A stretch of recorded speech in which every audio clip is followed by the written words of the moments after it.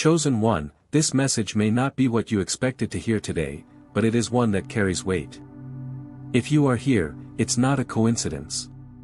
Many who walk the spiritual path often give freely, support others without question, and do so with a heart full of compassion. However, this message serves as a serious reminder: there comes a point when helping others can begin to harm your own spiritual, emotional, and even physical well-being.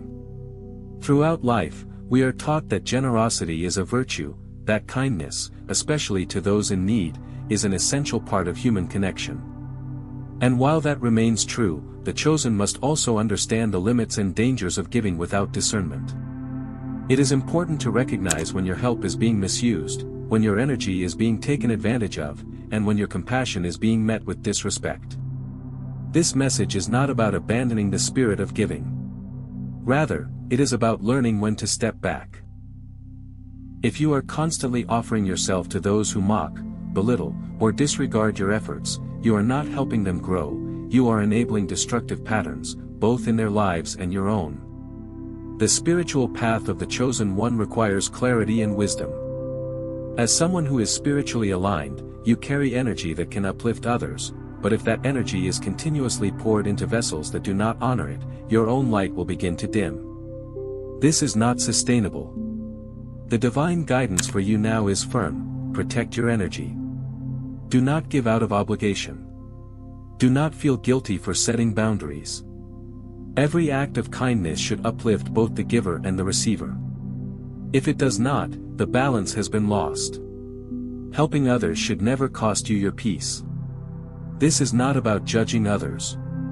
It's about awareness, understanding when your actions are no longer serving the greater good, but instead contributing to emotional fatigue and spiritual depletion. Giving endlessly to people who are unwilling to change or who do not value your help drains your purpose and can distract you from your own path. God is not calling you to save everyone. God is calling you to walk in purpose, to be a light for those who are ready, willing, and open to transformation. This is a pivotal moment for the chosen ones, one that requires spiritual maturity. It's time to stop overextending yourself for those who refuse to take accountability for their lives. The spiritual warning is clear: stop allowing your energy to be misused. This is not a call to become selfish or distant, it's a call to preserve your sacred essence. Each time you ignore this warning, you invite consequences into your life that were never meant for you. Every time you carry someone else's burden without discernment, you risk spiritual harm. This is the principle of karma at work. Karma is not punishment, it is cause and effect. When you intervene in someone's karmic journey, especially someone who is ungrateful or unresponsive to growth, you assume a portion of the weight they are meant to carry. And in doing so, you alter the course of your own divine path. If your kindness leads to your exhaustion, and your compassion results in emotional breakdown, then what you're offering is no longer helping. It has become self-sacrifice without purpose. And chosen one, that is not what you are here for. Your spiritual energy is not infinite. It needs to be protected, recharged, and directed where it can do the most good. When you give without limit, you may believe you are practicing humility, but in reality, you may be suppressing your own growth. The divine mission requires strength, focus, and clarity. These cannot exist in a state of depletion. Ask yourself, are you helping others because you are called to, or because you are afraid of saying no? Are you giving because you feel led by love, or because you fear rejection or judgment? These questions are not easy to confront, but they are necessary. The divine message here is not condemnation, it is an urgent redirection. You are being asked to evaluate your relationships and interactions. You are being told to pay attention to the signs, the fatigue, the emotional imbalance, the sense of being spiritually disconnected. These are not just feelings, they are spiritual signals. Your energy is sacred. It is meant to fuel your growth, your calling, and your ability to lead. It is not to be given endlessly to people who repeatedly dishonor your presence. When you say no to what drains you, you are saying yes to your higher self. There is wisdom in restraint. Just as seasons change, so too must your approach to relationships and acts of service. What once served you may now be holding you back. That does not mean your heart has grown cold. It means your soul is maturing. God has already equipped you with discernment. If you're still choosing to ignore that inner voice warning you, then you are moving out of alignment with your spiritual purpose. This warning is not about fear, it's about awareness. You were not created to carry everyone's pain. You were created to fulfill a unique purpose, and that requires spiritual health. This also applies to how you show love. Love without boundaries becomes enabling. Love that is not reciprocated becomes toxic. It is not unloving to walk away from relationships that constantly deplete you. In fact, it may be one of the most spiritually responsible things you can do. By releasing those who drain you, you are giving them the space to learn, to grow, and to face the lessons their path requires. When you do this, you free yourself as well. You return to alignment with your calling. You reclaim your strength and clarity. It is also important to remember that helping others is not a replacement for healing yourself. Sometimes we overextend because we are trying to compensate for our own internal lack. But healing begins with you, not with saving others. This message is for the chosen ones who have lost themselves trying to rescue everyone else. It is a message of hope and empowerment. You can begin again, by choosing yourself first. Spiritual exhaustion is not weakness. It is evidence that you've given too much for too long. The solution is not to give more. The solution is to pause, replenish, and restore your own energy before you continue on your path. To preserve your peace is to honor your Creator. To guard your heart is to honor your purpose. This is not selfishness.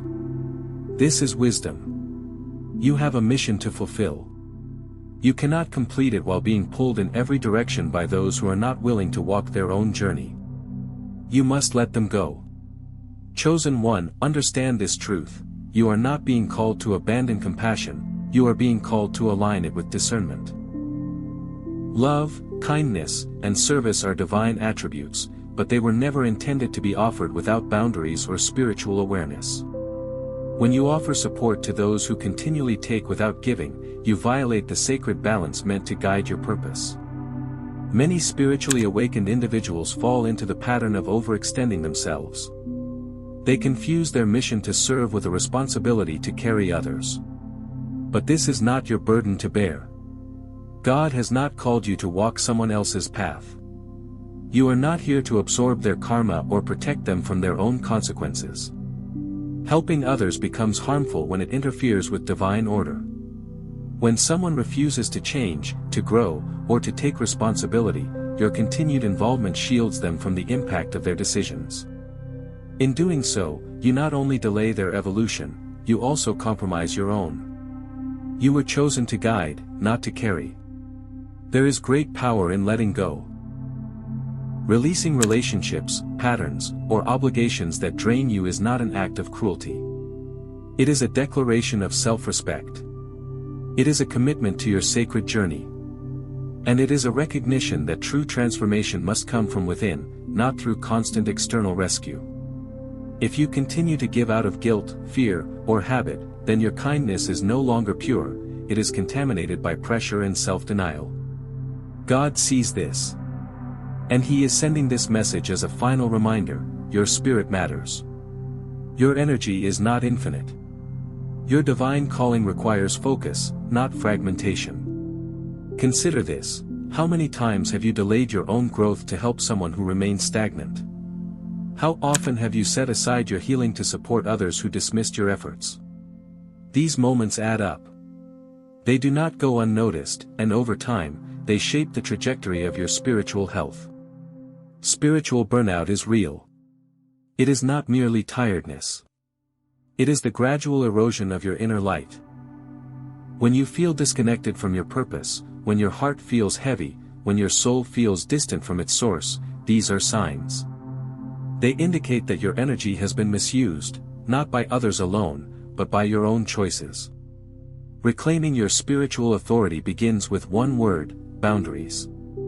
Boundaries are not barriers to love, they are expressions of love. They affirm that your energy is sacred, your path is purposeful, and your presence is not to be wasted. When God warns you to stop helping those who disrespect you, He is not promoting isolation.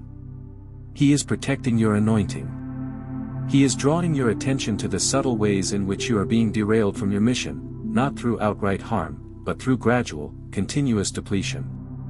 Remember, not everyone is ready for your light. Not everyone deserves access to your energy. And not everyone who calls on you is aligned with your purpose. You must know when to pour out and when to preserve. This is the wisdom that separates the awakened from the exhausted. You were not created to be a savior. You were created to be a servant of divine purpose. That purpose cannot be fulfilled if your vessel is empty.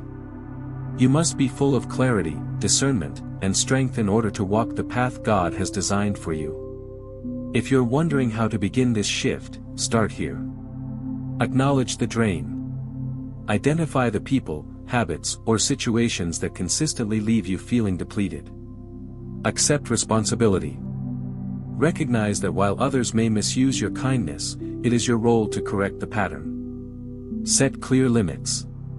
Communicate your boundaries with love and confidence. Prioritize restoration. Spend time reconnecting with your source, through prayer, reflection, and spiritual study. Redirect your energy. Focus on your own growth, your divine goals, and the peace that comes with walking in purpose. There is no guilt in this process. There is only freedom. As you pull your energy away from those who misuse it, you reclaim it for those who are truly ready to receive. And more importantly, you restore it to yourself. This is not a punishment for others, it is an act of realignment. Everyone must be responsible for their spiritual development. You cannot force growth. You cannot prevent the lessons they must learn. And you cannot sacrifice your future to shield others from the consequences of their choices. In this next chapter of your life, God is calling you to be more intentional. No more giving to those who mock your kindness. No more staying in relationships that diminish your worth. No more tolerating energy that blocks your spiritual progress. The season of overgiving is over. You are stepping into a new dimension of purpose, one that requires clarity, strength, and spiritual independence. This transformation will not happen overnight, but it begins with a choice. A choice to release the weight of others and embrace your divine path. As you do this, something remarkable happens. The heaviness begins to lift. Your spiritual vision becomes clear. The confusion fades. And you begin to feel whole again, not because you've helped others carry their burdens, but because you've finally released what was never yours to hold. Let this be your confirmation, it is time. Time to walk in truth. Time to honor your journey. Time to protect your light. The world needs your energy, but only when it is grounded, whole, and preserved. The divine plan for your life is too important to be interrupted by people who are not willing to rise with you. From this moment on, your kindness must be guided by wisdom. Your love must be protected by boundaries. And your help must be directed by divine instruction, not guilt, not obligation. God has not forgotten your heart. He knows your intentions have been pure. But now He is calling you higher. To a place where you serve from overflow, not depletion. Where you lead with vision, not fatigue. Where you love with discernment, not desperation. This is your time to rise, not just as a giver, but as a guardian of your own spirit.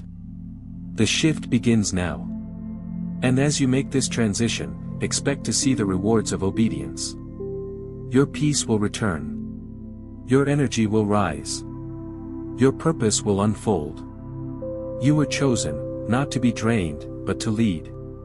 Protect your energy. Guard your spirit. And walk boldly into the next season of your life, fully aligned with who you were always meant to be.